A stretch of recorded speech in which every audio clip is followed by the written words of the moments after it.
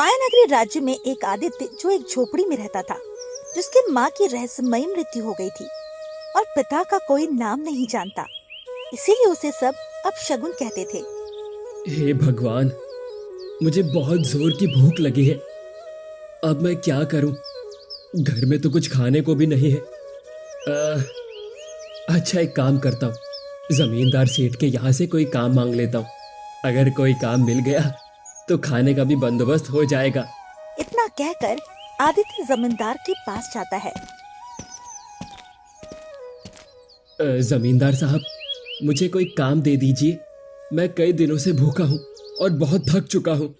काम तो है, लेकिन तुझ जैसे लड़के को मैं काम नहीं दूंगा। क्यों साहब, मैंने आपका क्या बिगाड़ा है?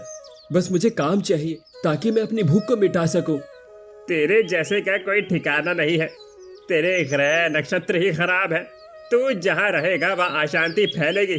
जा यहाँ से। इतना कहते ही जमींदार अचानक चक्कर खाकर गिर जाता है। अरे अरे ओ अपशगुन, चल भाग यहाँ से। मालिक, आपको क्या हो गया? रुकिए, मैं अभी वैद्य को लेकर आता हूँ। थोड़ी देर में वैद्य आकर जमींदार की जांच करता है। इनकी तबीयत ठीक है, बस ध्यान रखना और समय पर भोजन कराना। इतना कहकर वैद्य चला जाता है। जमींदार धीरे धीरे उठकर बैठता है। ये सब आदित्य की वजह से हुआ है। वो मनहूस लड़का, उसे गांव से निकाल देना होगा। आप सही कह रहे हैं मालिक।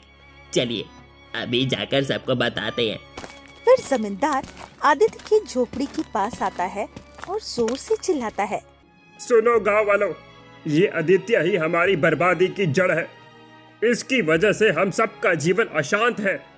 सही कह रहे हैं मालिक। इसकी माँ की मौत भी रहस्यमय थी। इसके पैदा होते ही वो चल बसी थी और इसके बाप का तो कोई नाम तक पता नहीं है। किसका गंदा खून है कोई नहीं जानता। अरे हम सब ने इसे बचपन से ही मनहूस और अपशगुनी देखा है। यही हमारी परेशानियों का कारण है। निकाल दो इसे गांव से, निकाल दो। तुम सबने बिल्कुल सही कहा। आज से ये हमारे गांव में नहीं रह सकता।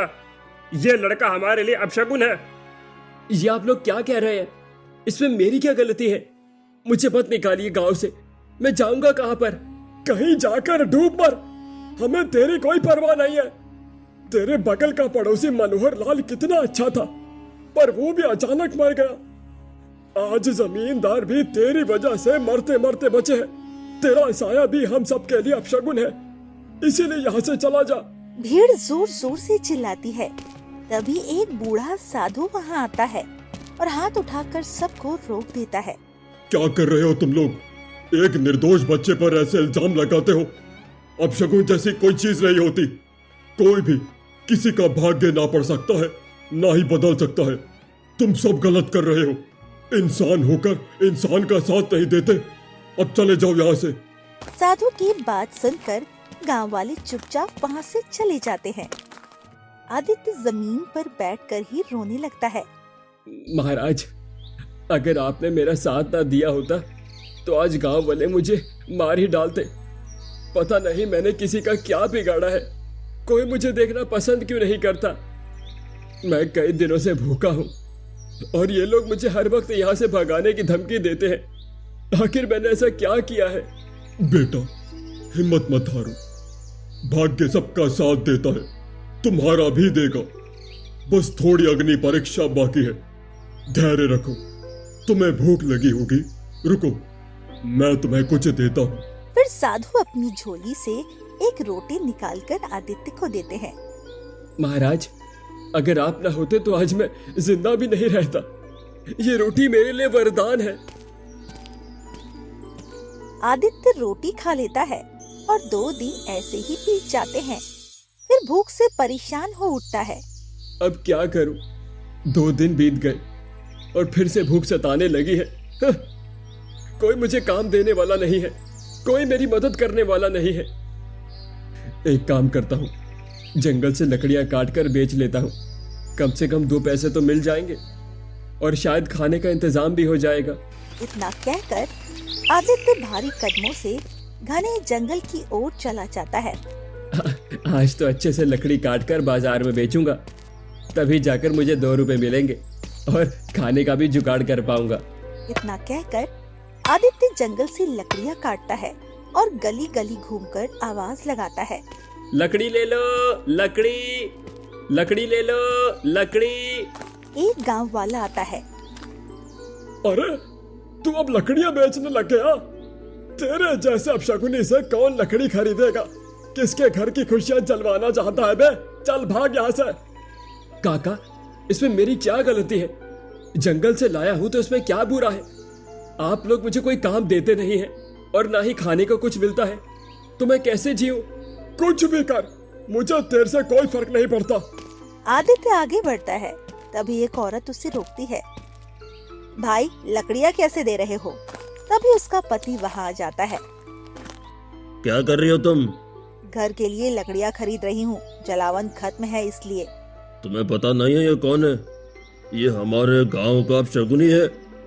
इसके यहाँ से लकड़ियां मत लेना, वरना हमारे घर की खुशियां जल जाएंगी। पर ये तो बस बेच रहा है, इसमें बुराई क्या है? मैं जो कह रहा हूँ वही सही है। अब घर के अंदर चलो। वो आदमी अपनी पत्नी को लेकर घर के अंदर चला जाता है। आदित्य दिन भर लकड़ी बेचने की कोशिश करता है, लेकिन कोई उसकी लकड़ियां नहीं खरीदता। थक हार कर वो अपनी झोपड़ी में लौट आता है और परेशान होकर रोने लगता है। भगवान, मैं क्या करूं? मेरी लकड़ियां भी किसी ने नहीं खरीदी। अब तो मेरा जीना भी मुश्किल हो गया है। अब मैं कभी किसी गांव में नहीं लौटूंगा, चाहे कुछ भी हो जाए। मैं गांव में नहीं रहूंगा। यहाँ मेरे लिए सिर्फ ताने और बद्दुआएं हैं। इतना कहकर आदित्य घने जंगलों की तरफ निकल पड़ता है। कई घंटे के सफर करने के बाद वो थक जाता है। थक चुका हूँ, भूख से मेरा हाल बुरा है। अब गांव से बहुत दूर निकल चुका हूँ। शायद यही कहीं मुझे चैन की जगह मिल जाए। आदित्य चारों ओर देखता है और अचानक एक पुराना खंडहर दिखाई देता है। ये कैसी जगह है? सुनसान और टूटी फूटी, फिर भी मेरे दिल को खींच रही है। चलो अंदर जाकर देखता हूँ क्या है यहाँ पर। इतना कहकर आदित्य खंडहर के भीतर उसे जमीन पर चमकती हुई एक पुरानी अंगूठी मिलती है। अरे, ये कैसी अंगूठी है? इतनी पुरानी होकर भी चमक रही है। इस पर तो शाही वंश का निशान बना हुआ है। ये तो बहुत ही कीमती होगी। इसे बेच दूंगा तो भूख मिट जाएगी। वो अंगूठी हाथ में लेकर थका हारा सो जाता है। अचानक नींद में उसे अपनी माँ की आवाज सुनाई देती है। बेटा आदित्य, ध्यान से सुनो मेरी बात। ये अंगूठी कोई साधारण चीज नहीं है। यही तुम्हारी असली पहचान का राज छुपाए है। इसे बेचने की गलती कभी मत करना।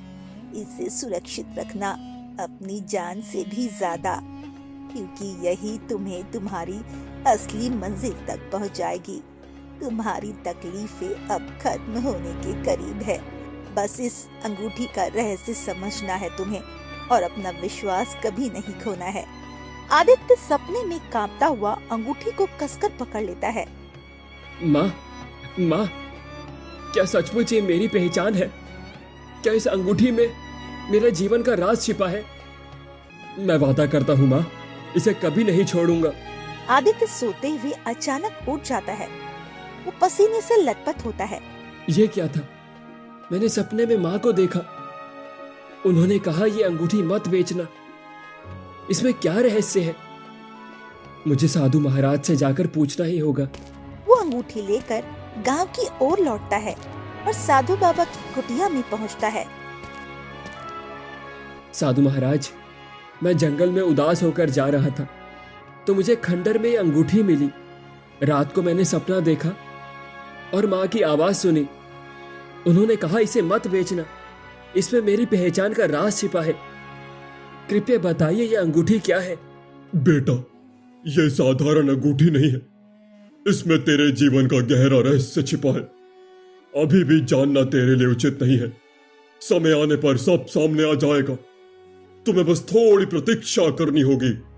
बाबा, मैं प्रतीक्षा करूंगा, लेकिन मुझे रास्ता बताइए। मैं सच तक पहुंचना चाहता हूं। पुत्र, तुम्हें यह अंगूठी लेकर उत्तर दिशा की ओर निकल जाना होगा। तेरी मंजिल वहीं तेरा इंतजार कर रही होगी। आगे का सत्य वहीं खुलेगा। ठीक है साधु महाराज, मैं पूरी कोशिश करूंगा। आपका बहुत बहुत धन्यवाद। फिर आदित्य उत्तर दिशा की ओर चल देता है। दूर पेड़ के पीछे हरिया सारी बातें सुन लेता है। तो इसके पास एक जादुई अंगूठी है। इसमें रहस्य और चमत्कार छिपा है। अगर ये बात मैं महाराज को बता दूं तो मुझे ढेर सारा इनाम मिलेगा। यही ठीक रहेगा। हरिया दौड़ता हुआ राजमहल पहुंचता है। बोलो हरिया, इतने दिनों बाद आए हो, कौन सी खबर लाए हो गांव की? महाराज, इस बार मैं बहुत बड़ी खबर लेकर आया हूँ। हमारे गांव में एक अपशगुन लड़का है, आदित्य। हम सब उसे पसंद नहीं करते, पर हाल ही में उसे एक खंडर में अंगूठी मिली है। साधु महाराज ने उसे उत्तर दिशा की ओर जाने के लिए कहा है। ये अंगूठी बहुत चमत्कारी है और उसके असली वंश से जुड़ी हुई है। नहीं नहीं, ये नहीं हो सकता। ये रहस्य सामने आ गया तो मेरा सब कुछ खत्म हो जाएगा। मैं ऐसा कभी नहीं होने दूंगा। महाराज, अब तो मुझे इनाम दे दीजिए। ठीक है, तुम्हें तुम्हारा इनाम मिलेगा। सैनिक, जाओ इसे कुछ धन दे दो। सैनिक हरिया को धन देते हैं और वो वहाँ से चला जाता है। राजा अपने कक्ष में बेचैन होकर टहलने लगता है। मैं क्या करूं? अगर वो अंगूठी उसके हाथ में रही तो ये राजमहल हिल जाएगा, मेरा राजपाट सब चला जाएगा। तभी राजकुमारी कक्ष में आती है। पिताजी, आप इतने परेशान क्यों हैं? बेटी, एक युवक है, उसके पास एक अंगूठी है। वही अंगूठी हमारे राज का सबसे बड़ा खतरा है।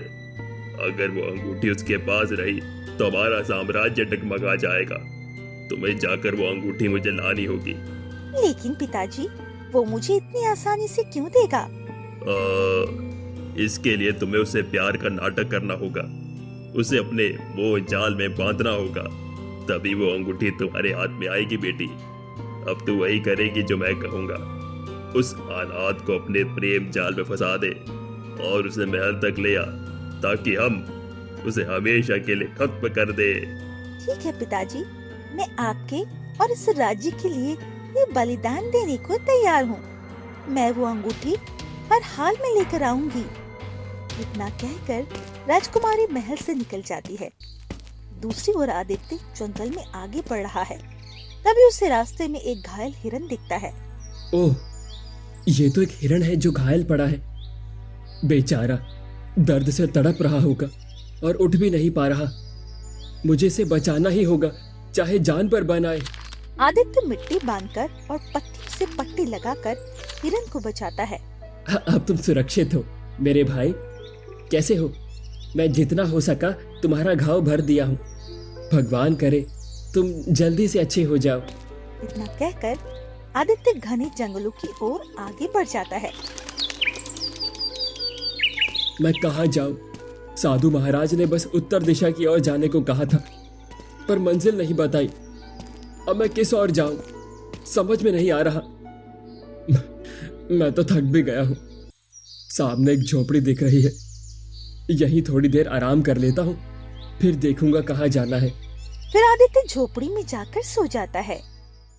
अचानक आधी रात को नींद खुलती है और वही हिरन उसके सामने खड़ा मिलता है। आदित्य घबराकर उठ बैठता है।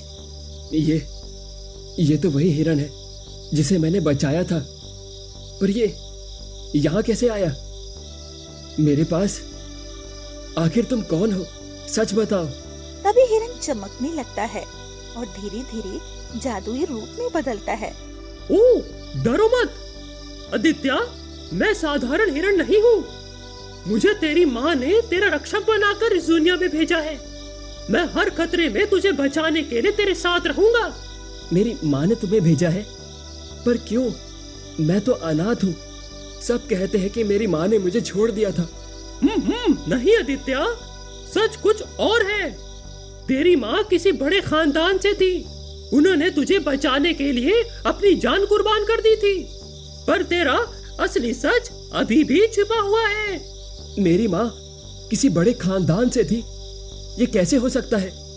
मुझे सब ने हमेशा अब शगुन और अनाथ कहाँ है? बेटा, यही सच्चाई है जिसे सबने तुझसे छिपाया।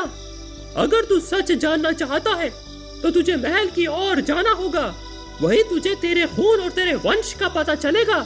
क्या सच में मेरा वंश महल से जुड़ा है? हाँ आदित्य, याद रख, ये यात्रा आसान नहीं होगी। हर कदम पर तुझे धोखे और खतरों का सामना करना होगा, पर तेरे भीतर एक ऐसी ताकत है जो तुझे हर मुश्किल से बाहर निकाल देगी, और मैं हर समय तेरे साथ रहूंगा। ठीक है, तो मैं आज ही राजमहल की ओर निकल पड़ता हूँ। फिर थोड़ी देर में सुबह होती है। आदित्य राजमहल की ओर निकल पड़ता है। तभी अचानक रास्ते में देखता है एक सुंदर लड़की किसी मुसीबत में है। एक सिपाही उसे तलवार से मारना चाहता है। रुक जा, तेरी हिम्मत कैसे हुई एक बेबस लड़की को चोट पहुंचाने की? मैं तुझे इसके पास भी नहीं आने दूंगा। बचाओ, बचाओ, मुझे बचाओ, वरना ये राजा के सैनिक मुझे जान से मार देंगे। तुम सब यहाँ से चले जाओ। ये लड़की अब मेरे अंदर है। तुम लोग इसे अब छू भी नहीं सकते हो। तुम मेरा कुछ नहीं बिगाड़ सकते हो। चले जाओ यहाँ से, हम राजा के सैनिक हैं। तुम्हें अपनी मौत से यूं मुंह नहीं लगना चाहिए। तुम्हें यह हक नहीं है कि तुम किसी लड़की के साथ यूं जबरदस्ती करो। रुक जाओ, मैं तुम्हें अभी बताता हूँ। इतना कहकर आदित्य उस सैनिक से लड़ता है और राजकुमारी को छुड़ा लेता है। सैनिक हार कर चला जाता है।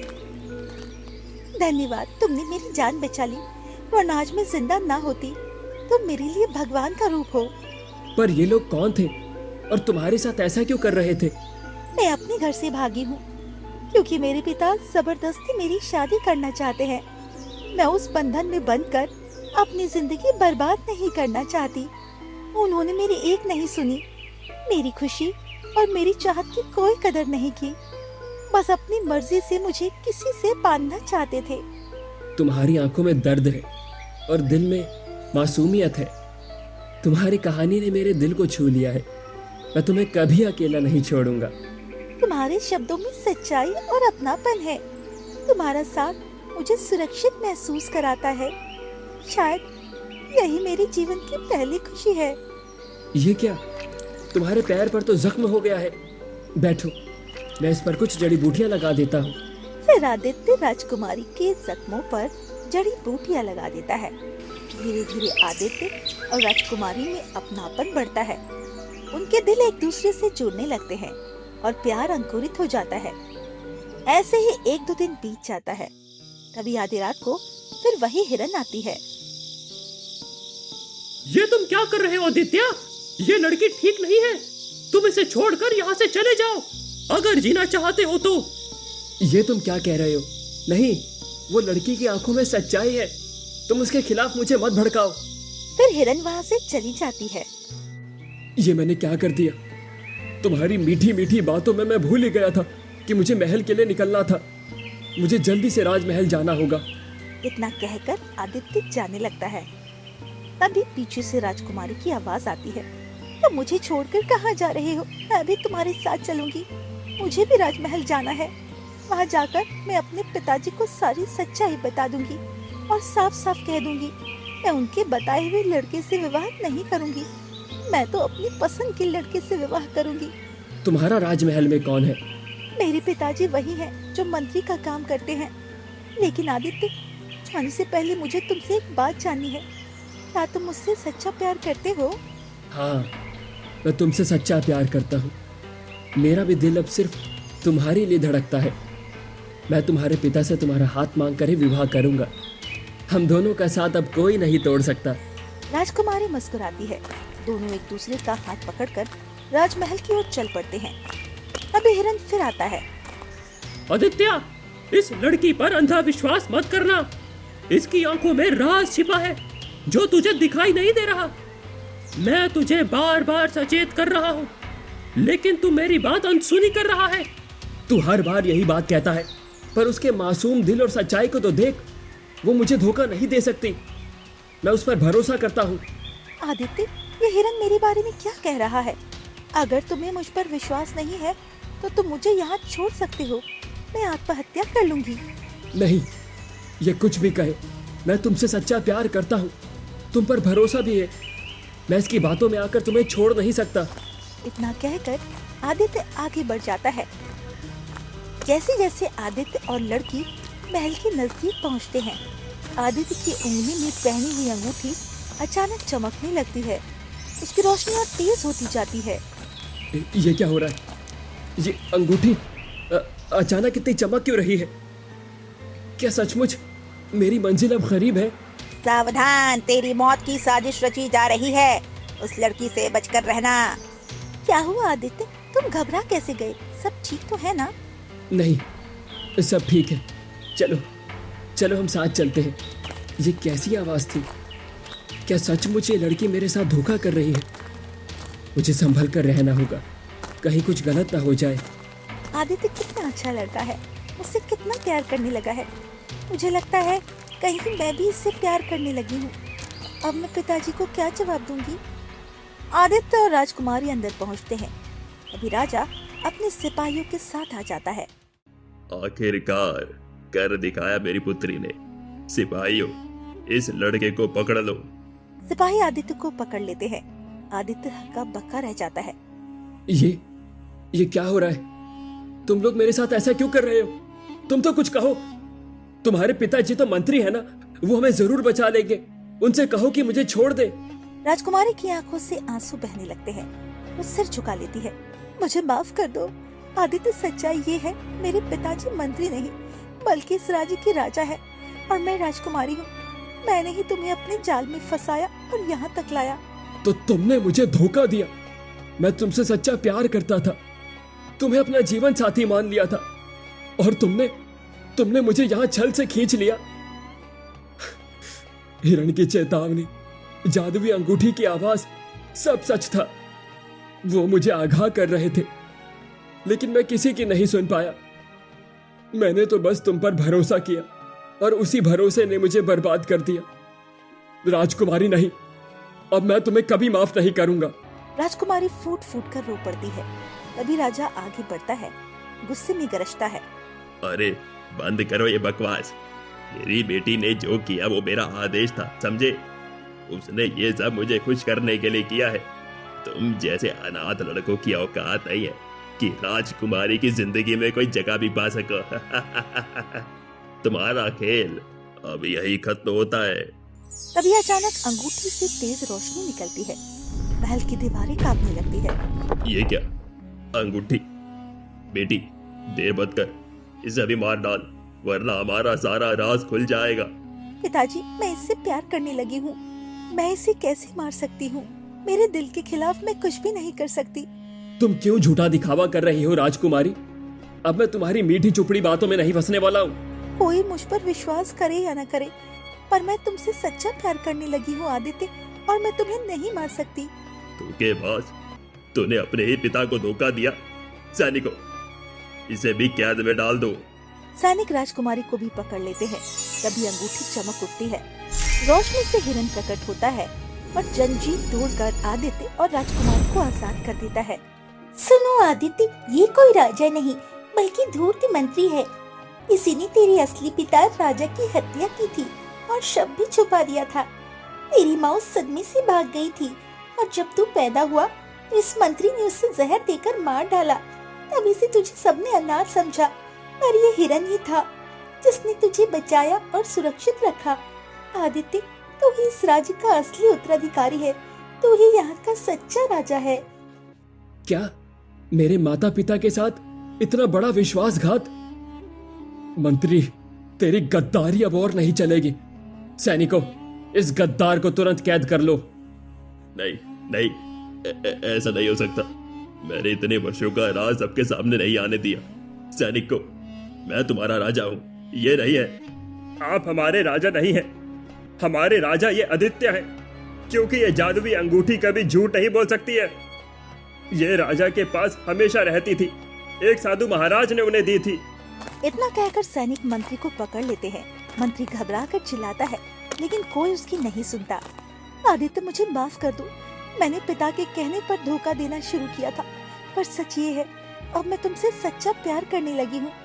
अगर तुम चाहो तो मैं अपनी सारी गलती सुधार दूंगी। कृपया मुझे अपना लो। तुम्हारी गलती बहुत बड़ी थी, पर तुम्हारा प्रेम सच्चा था।